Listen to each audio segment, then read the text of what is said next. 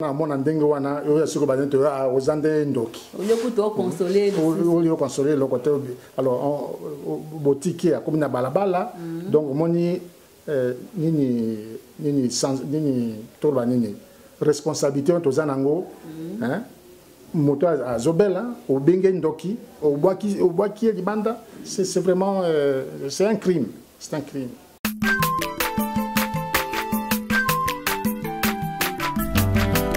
Mwana moto te po akosangai abongwa ni pete po awangana Nzambe ya le Nazarien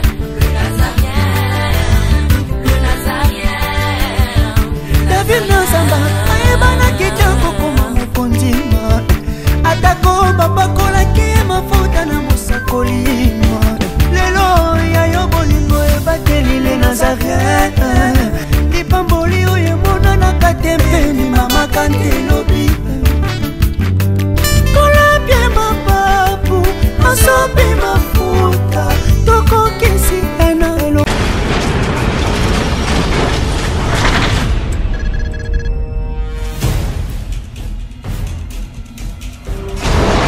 Pour vos annonces, vos prédications, vos clips, vos vidéos et autres, il y a qu'une seule adresse. N'hésitez pas à taper www.lesnazarins.com. En ces jours, nous sommes en pleine promotion.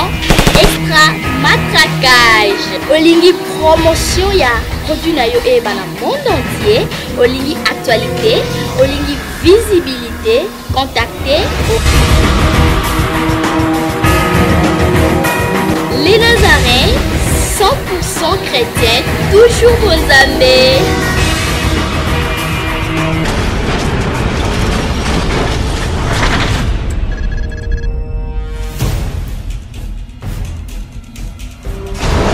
Bonjour, Balandignon, c'est à www.lesnazariens.tv.com. Hein? Site kaka chrétien moko kat na site chrétien les Nazaréens 100% chrétien les Nazaréens 100% bonzambe bongo topesi binombote bisika no bozali bakuya kolanda biso susu na tongo lelo kat na émission na bino obolingaka mingi na wabino mama mozindo motema Maman Mariam Piame, on a pesi bino mbote bisika noso bozali mbote nanga mingi bingi na mama DG nanga ndenge na benga kae mon coach Tiffany Mokwa bisika sana este kuna na pesi ba salamu coach salamu si c'est pas apôtre du cœur apôtre d'amour Joseph Chopa pourquoi pas na Maria na lingi bino mingi Nzambe apambola bino e bongo to yambeli bino lelo munganga ya médecine. Beaucoup de maman Mariam abimi en dehors de l'émission non n'abimi te nazaka toujours quatre émissions nangai mozindo ya motema nazaka toujours na quatre ya cahier de charge nangai et bon ce que na salle émission lelo mingi parce que tozo commémorer date moko boye ko la lundi et hormis date wana tozo lobela sujet moko o faire couler beaucoup d'encre et de salive sujet oyo et kabola babala ni ebele sujet oyo et kabola ba fiancé mais yambano sitoke na una technique wana sengi na ndekota na régie image en profil Justin Kwangi ndo tela biso loyembo moko tokumisa Nzambe lokola ba Christ bongo tokutani si matango moke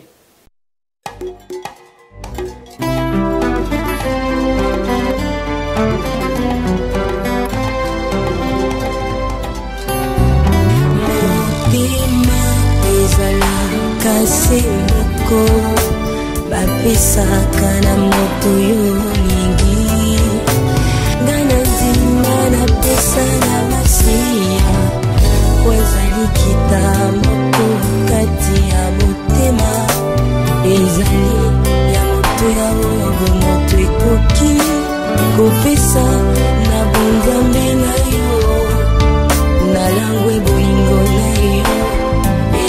singa oyo zali ponangai natali soro ya bato te kasi monene na yo masiya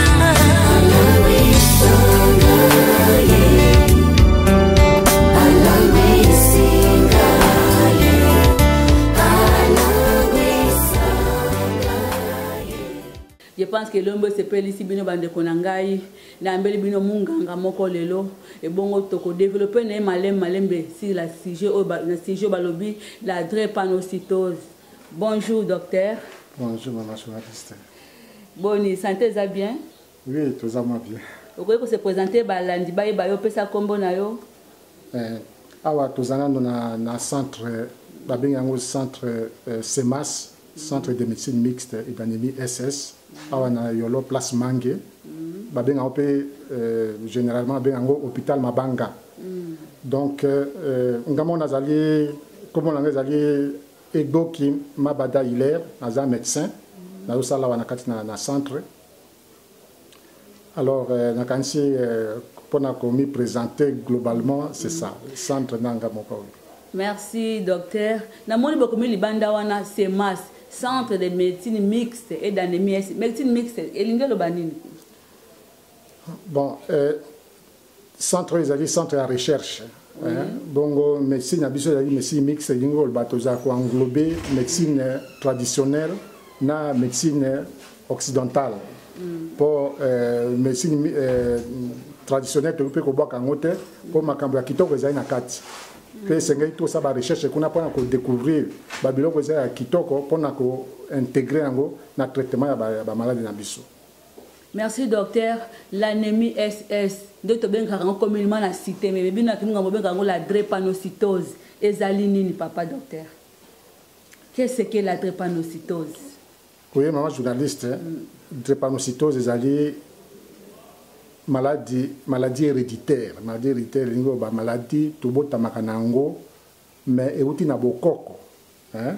ezia kobota mango par accident mais euti na bokoko lingo ba ke bakoko oya kalepa na tata epa na mama bazali na maladie na kati na makila na bango alors tant ba kobota mwana pe akozwa maladie wana ya drépanocytose ezali maladie ebomisaka makila. Donc makila ya maladie ya drépanocytose et ou melaka mingi na nzoto te parce que ezana na maladie wana héréditaire na kati na yango. Donc normalement makila normal et sala mikolo par exemple 90 jours avant que kufa mais oyo wana ya nini ya drépanocytose à peine 10 jours presque 10 jours et c'est ekufi donc makilona eza okufa mbanamba ezokufa noki pe eza ko pesa ba conséquences et belo to monaka ba malade baza ko kana mopasi. Merci docteur pour na yo et le caractéristique nini la kisaka ke mwana songolo to pe mutu songolo asana drépanocytose et puis ebandaka na ona âge nini et puis caractéristique na mpo boyeba d'emblée ke mutu oyo asana drépanocytose eza na bilembo. Oui, moi journaliste, maladie wana na bomona biso tobota makamalam. So tobotami po tozana hémoglobine mosusu po ze maladie ya hémoglobine, hein, hémoglobine ezali ba biloko ya biochimie to ezaka kati ya makila. Donc place de maladie yango evanda kana kati ya hémoglobine. Mais hémoglobine tant tozobota hémoglobine fétale. Oya kobota maladie ya mama. Oya libuna mama. Hémoglobine ezaka affecté na maladie te. Yangwana tant botami hémoglobine ko continuer na biso moi mikolo peut-être atap moi basanza misa to minemi ta noti même motoba avant que ni hémoglobine adulte et banda na kati na nzoto. Alors tant hémoglobine adulte ko banda makamunde bandi wana pour esika ni maladie zende na kati na ina hémoglobine adulte. Oya bomwana te. Oya bomwana te. Tango oya bomwana stiki relève ezwame na oya kimukolo de makamuno se bandi. Makambo bandi wana. Voilà, tokei. Alors makambo bandi wana ya kobanda ndenge nini okomono mwana mingi baza koya na pasi ya maboko na makolo. Donc maboko na matambi kuna azoka pasi bien evimbi ou bien tamuso akobanda sa ko saba fièvre oyo ezo banatina te. Ou bien akoya na douleur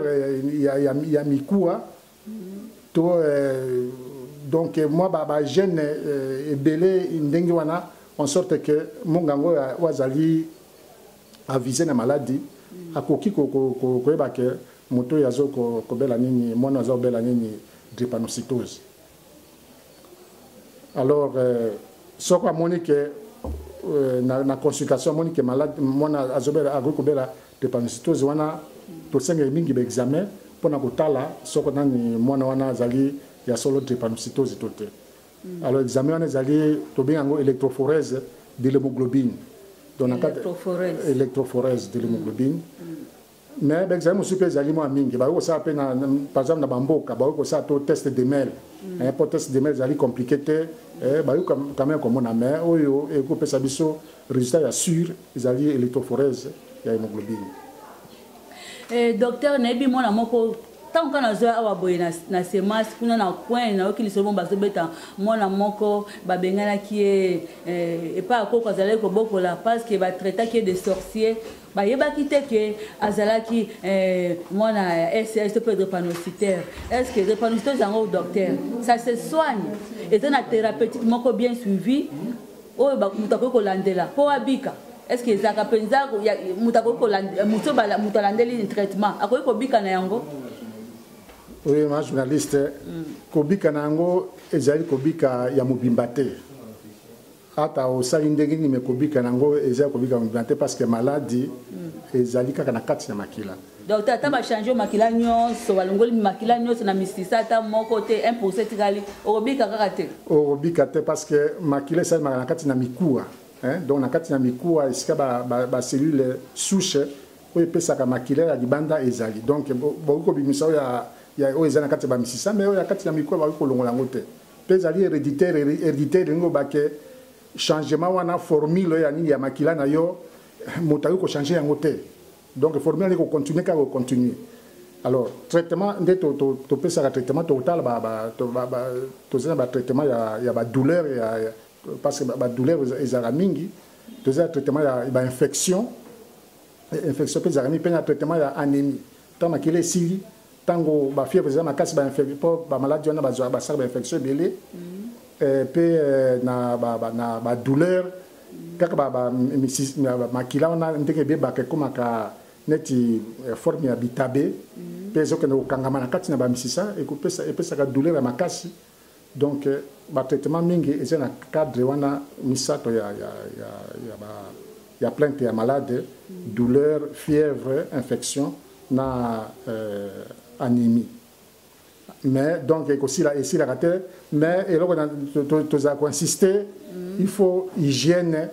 et à makasi hygiène et à makasi hygiène mais pas malade l'hygiène le lengue asukola nzoto bien ou bien na yango lokola il faut asukola nzoto bien mais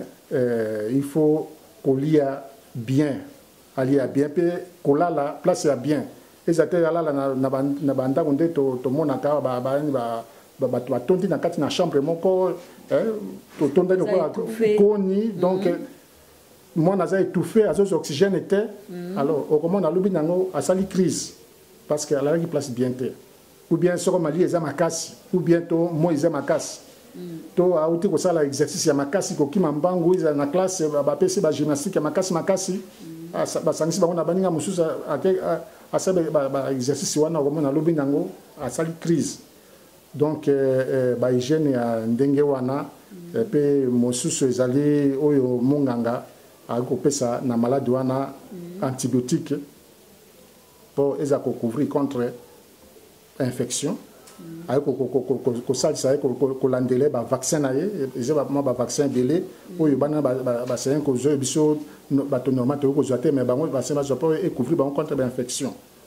Donc, au moins, l'hygiène générale, n'a kisi acide folique. Il faut mettre un micro surtout. Tous les jours de sa vie. Tous les jours de sa vie. Acide folique. Acide folique. Antibiotiques, on appelle, à un certain âge, on peut laisser ça, mais sinon,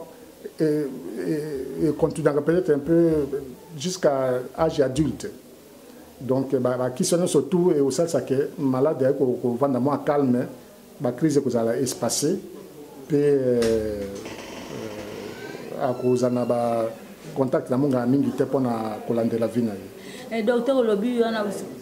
pour moi na la crise te peut mal drépanocytose la crise et sengela dans environnement où les ali malamu azali étouffé te asala ba physique te asala ba makambo belé te soki bona za kolandela makambo no so wana crise wana ko zala te ya solo format docteur crise ezangaka te, crise ekozala ata ndenge nini mais ekozala ou bien ekozala reculer ba crise ekozala mingi te pe surtout ba complication ya maladie ekozala précoce te ekozala retardé parce que ba crise pe komi ya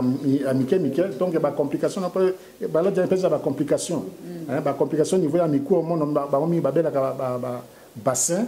ba complication niveau na mutu ba ça ba ko ça peut ba AVC bien que ba ça mike ba ça ba AVC donc ba complication wana surtout soko malade aza ko landela ba consigne monga bien ba traitement na pe hygiène ndako ezali bien okomona ba complication ekozala retardé yango automé Nicolo yo ba dépendance musu ba komi na ba âge adulte ba musu baza ko bota ba mama ba dépendance baza ba komi ko bota donc pe ba musu ba ça peut ba classe ya bien ba universitaire ba musu ba komi ko bota docteur ba nango ba ko âge ya 12 ans ba ko fera na bango très tôt ba ko 12 ans 20 ans kutu ya ko compter yelo iba batanga ba classe ba silisi na ndenge ni ba kufa na bango treto oui papa na ibande na ngonga kala ezaka ndenge wana ke baza kufa trop tôt parce que médecine peut être bien développée to ba ki maladie na te bien ndenge ya ko salisa bana wana na mikolo yoboye to yebi mo ndambo mais il faut pe participation ya ba parents pondé na lobi hygiène na kati ndako pe ko landela mwana na ba rendez-vous na hôpital pour que ma camarade se tabola bien que mwana mwasi occupé ko bota pe bana wana ba ko tsa pe ba classe ba pe ko bima ko tsa ba classe ba université pe surtout ba ça la classe makasi parce que bango misala ko pousse ba ko kate so la déribo note a commune ko technique pousse aussi ma pete donc essayer ba ça la classe makasi pour bako kasala misala na kati na moi bureau boy na moi maliri donc bako il faut mutu penza il faut mutu sala bien effort physique mais docteur pour na ba parents moko na oti komona bango donc ezala kinde penza pesi mbombo aboyi maman abota déjà bana 5 dans a comme na 6e grossesse avec kobota mwana abimi drépanocytaire mais ezaki na problème na couple na papa le bibama kendaki libanda atrichaki dibala pene linge kabona papa nanga siko ba para ba ko bandenge ni biso to zali ba porteur parce que le bien est héréditaire para ko bandenge to ba porteur ya maladie wana ko bon mama moni maladie wana soko ezana kati da papa na mama bana nyonso tout ba ko za maladie wana ou bien personne vous a mal chance ba nyonso tout ba ko za maladie donc ça ba pourcentage na ba pourcentage oyo bana ba ko za maladie tote donc na ka ndengo lo baki wana ba na chance bana wana liboso ba bien oya suka akangami azui maladie wana alors maladie wana ndeko ba héréditaire et sengeli pour komi pekisa nango sengeli avant que papa na mama balana balika na hôpital ko sala test ba dini électrophorèse na manso ezandenge nini so zali ba AS na AS moye ba bala nzete po S na S ba ko kama pesi anémie SS amon docteur ata ba balinga na bango penza ba si ba planifier un programme na bango libala ba balana so ba sala électrophorèse ba balana pe ba koza SS maman bote bon autour motu da malamu parce que mingi na biso to sala ba examen wana par exemple le roda pourquoi tozobala dans tongo boleka na kona hôpital non ngonga wana ezali ngonga moko ekomi trop tard parce que mingi bakoka te ko casser nini ba relation o basi ba message pe ba si ba lenge makamyo surtout yango ne sengeli ngonga to boti mwana azena en école primaire tout ça ça bon déjà ba examen wana ba ibaka pour tamba banda okola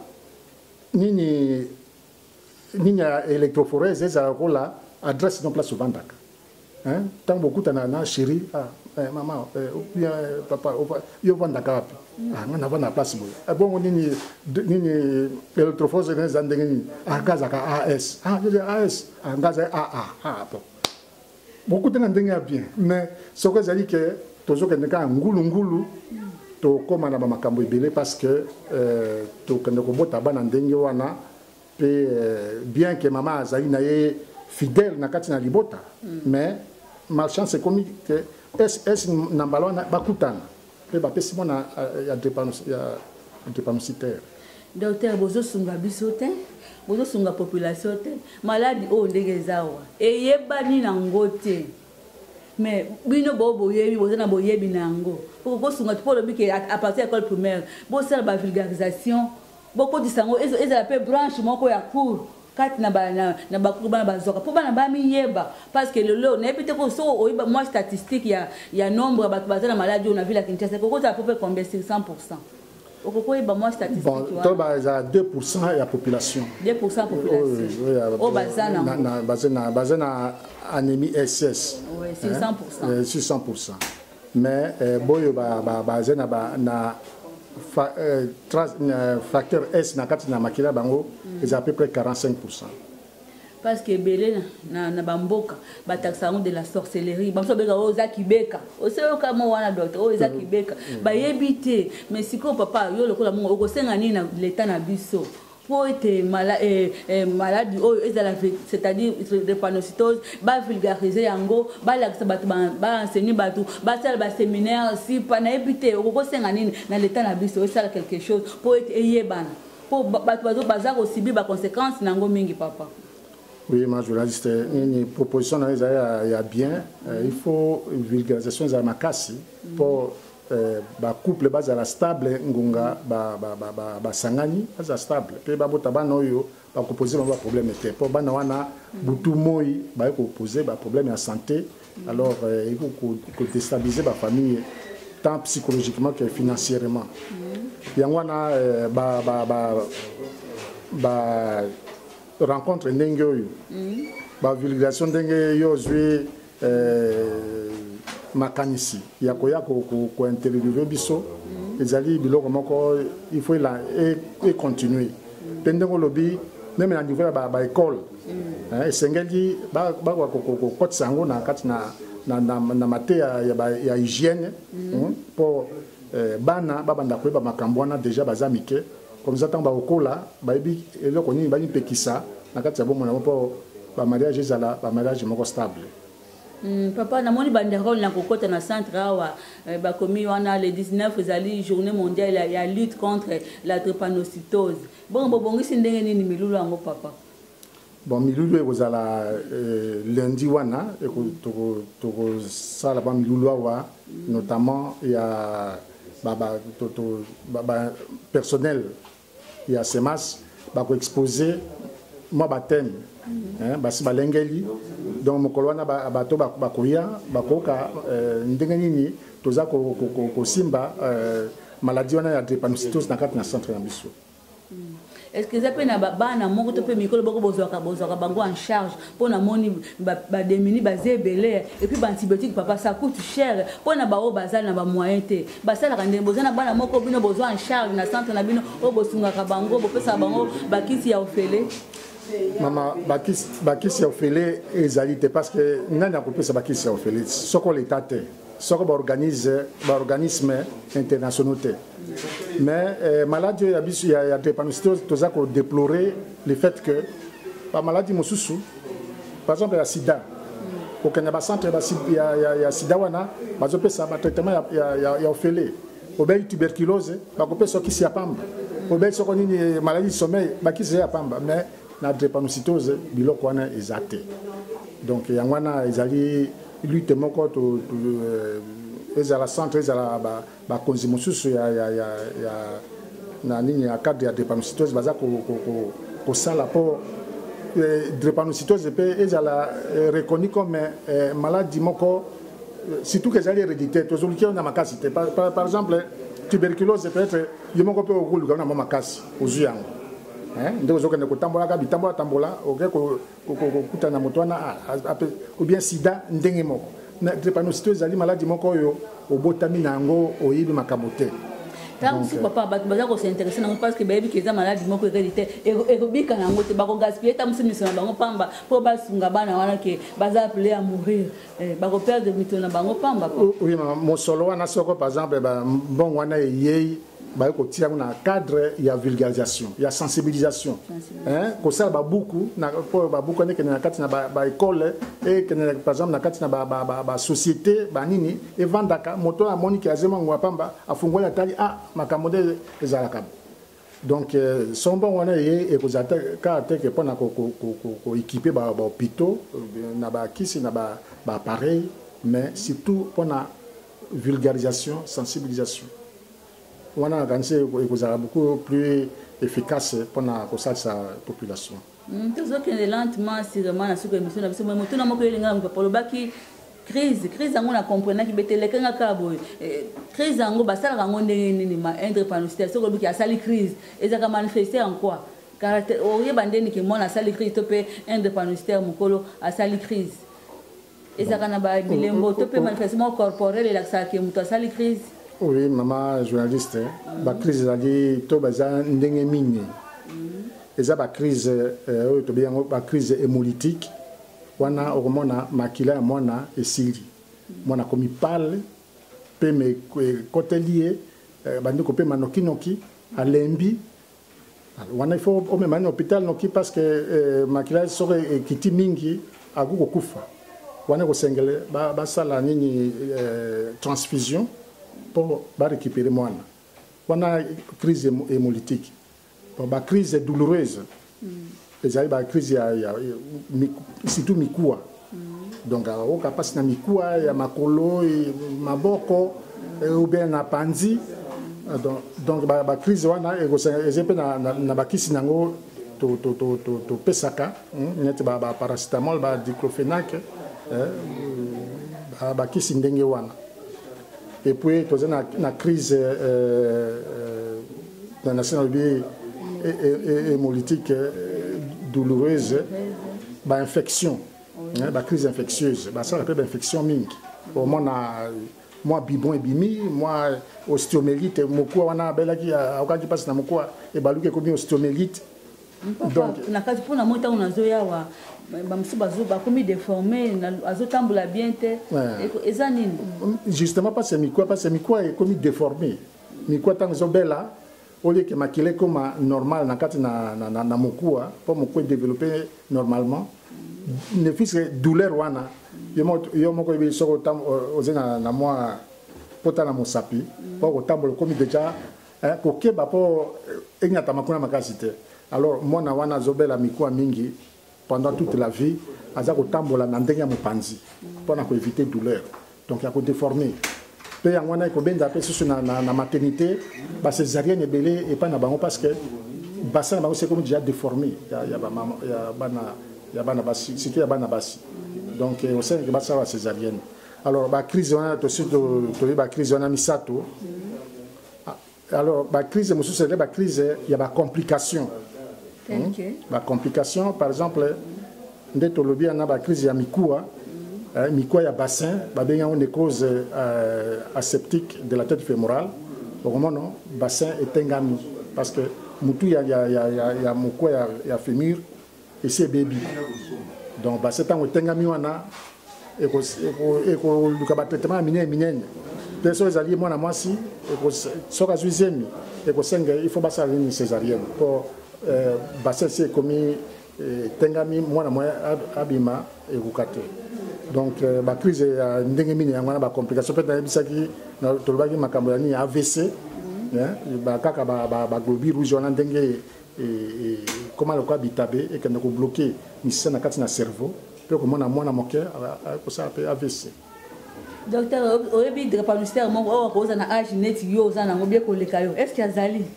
Azali, tu as un docteur, mon quoi, Azali, docteur. Tu as presque le même âge. Ah, on a Semas. Ah, on a Semas. Comment on est docteur Manzombi.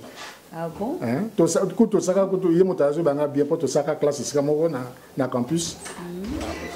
C'est mon gars, Azali, ou Aza anémique. Anémique, SS. Plus de 50 ans. Plus de 50 ans. Donc, 60 ans presque. Docteur, au Kolobani, na famille, ou babengana bana wana libanda. Bataksa bango des sorciers ta musoma na mwali bume parce que musoma na manga libume vimba ka papa et bataksa bango des sorciers un mot pour na ba famille wana papa maman un mot pour na ba famille wana et c'est ba famille moko mingi na bango baza victime ya non vulgarisation mingi na bango mais mikolo yo boye moi bato mingi bayi maladie wana mais malgré ça baza kolandela mibeko ya oyo toza koteya te donc bafamille wana oyo surtout ya kala wana tosenga na bango tozo encourager bango bazala stable na kati na mabala na bango parce que baza pe na bana mosusu peut-être baza bana oyo baza bien donc il faut famille ezala soudée pour et continuer nini bolamu ya libota mobimba pe naza kosenga pe na surtout bandeko na biso ba pasteur pour mingi ezaba kende ko déclarer bango sorcier kuna azo si sambongo ya famille mais mbongo ne kende molimo a dépense mais eze pour la famille yo mbongo kende wapi fatia kana ba bonza donc ezali eloko ba pasteur ezali eutala kati na mokili kaka nzambe moto asala donc ezete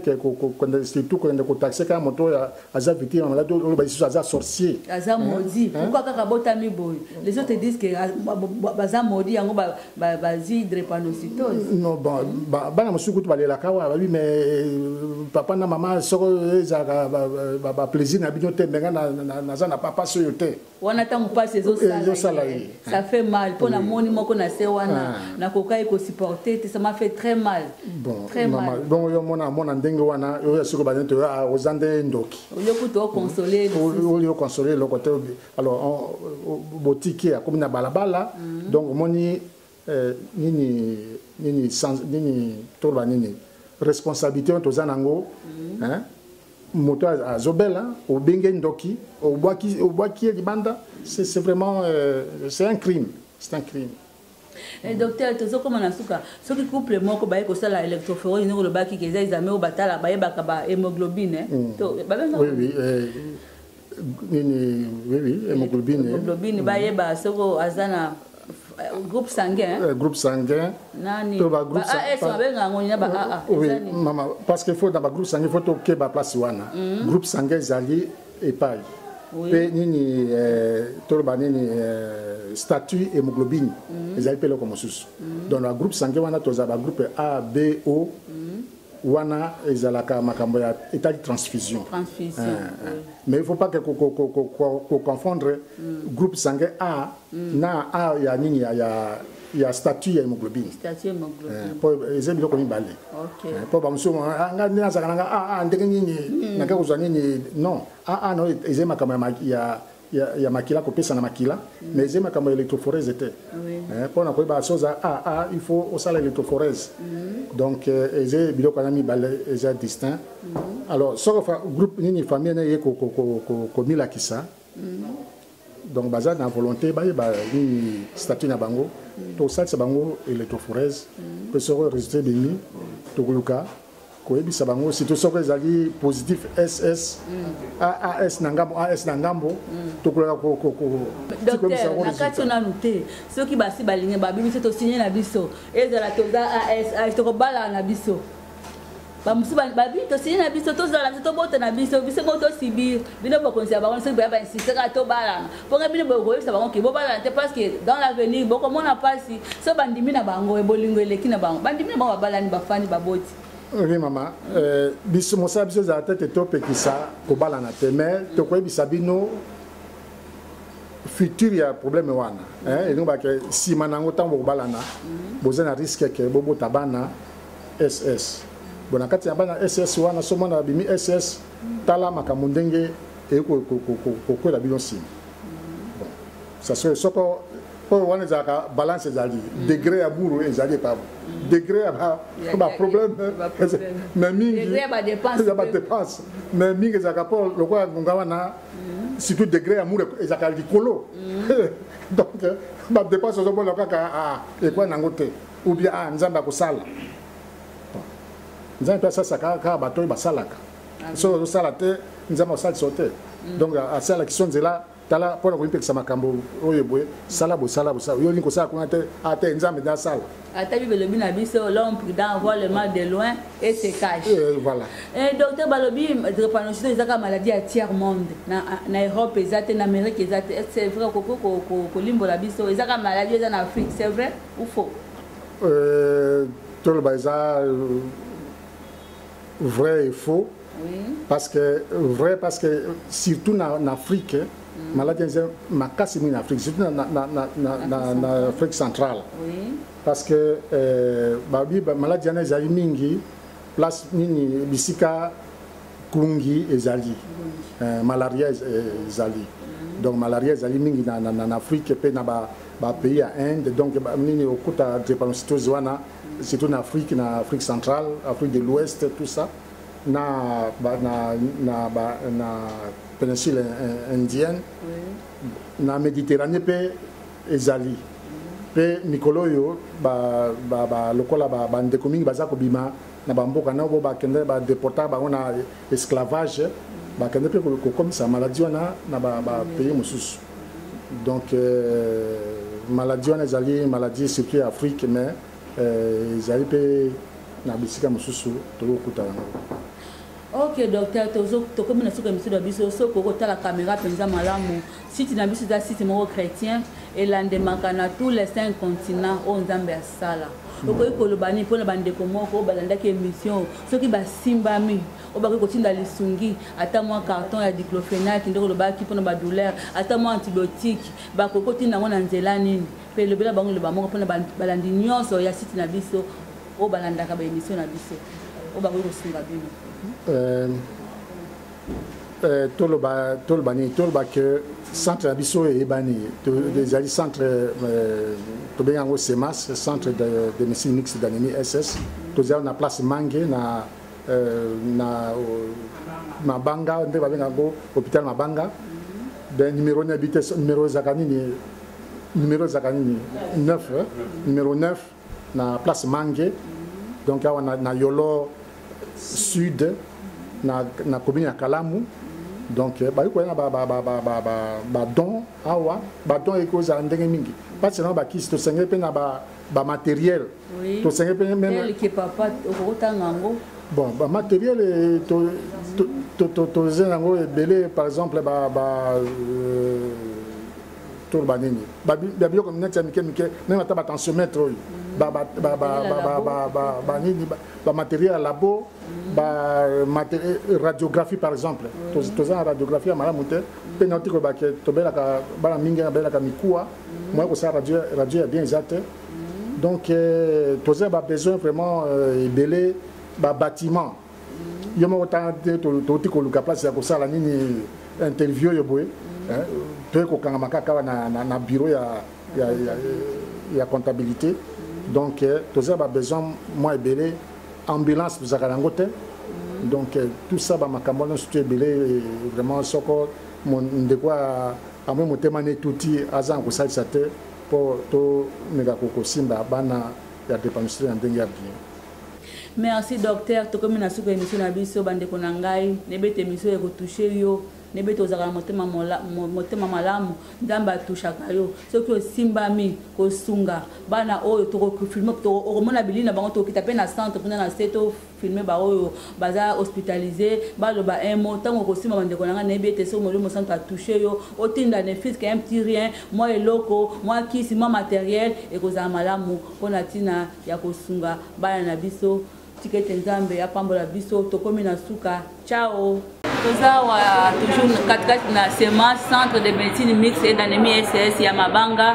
bongo to kuti ba mamu nganga waza ko soigner bana basali crise soki mama ko se présenter mamu nganga to ba kombo na yo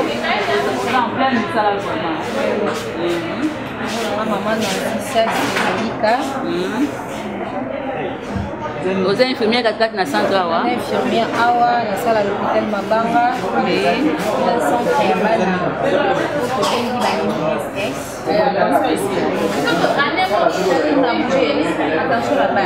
on comprend car maman dans l'ambiance ya msala na moni mona sali crise hein ni na zo ozo pesa traitement nini mwana asengi prise awa mwana ana problème aza na évolution zopesa ye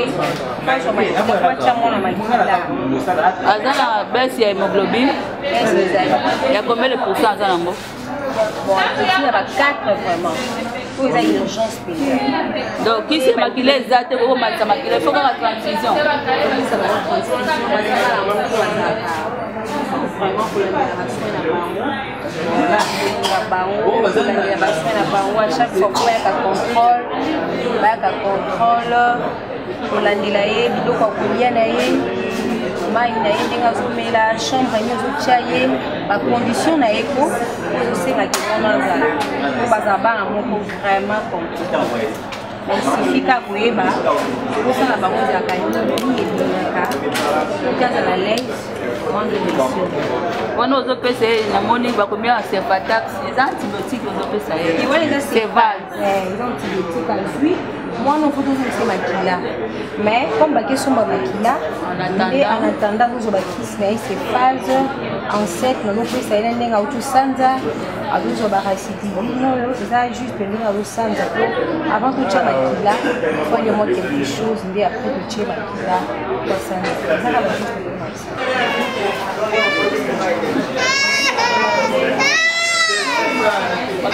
awa tomoni nde dokta alobaki na ntango ya crise teki makila ya mwana ekoki batranquille oyebali tomoni mwana oyo asali bazotranquille mokobine ekitaki na combien de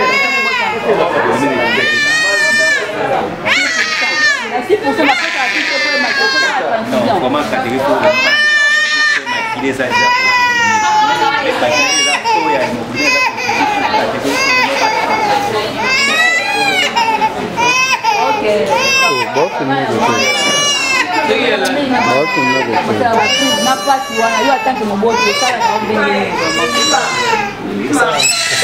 kobanga makasi esalaka kobanga makasi otika yango kaka na moboti parce que munganga yebisaki ngai eza maladi moko héréditaire ebikaka nango te mais ozalaka na elika nju nzambe akoki mpe kosala parce que le médecin par excellence c'est Jésus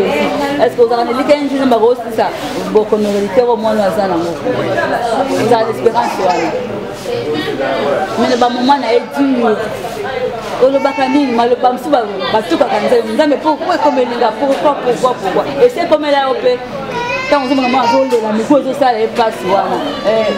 esalaka ndenge nini atanke eza choc ezalaka choc mpenza ebele basupporta bango ebele mosusu basupporta mosusu na moma ya baka ya bolo c'est comme si nzambe nio asambelaka no ndela aza soki ebele akoya kose retrouve peut-être soki mwana ye akomi azongise makila komosa bamouvement donc asentir mpendake nzambe nanga wana aza or ke nzambe azalaki déjà mais lokola parent amanifeste ekolo nzoto ok merci papa Mbolo.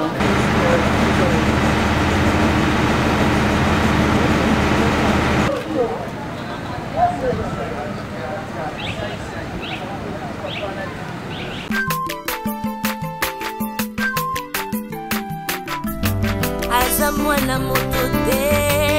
po akosa ngai abongwani pete po awangata nzambe ya le Nazarien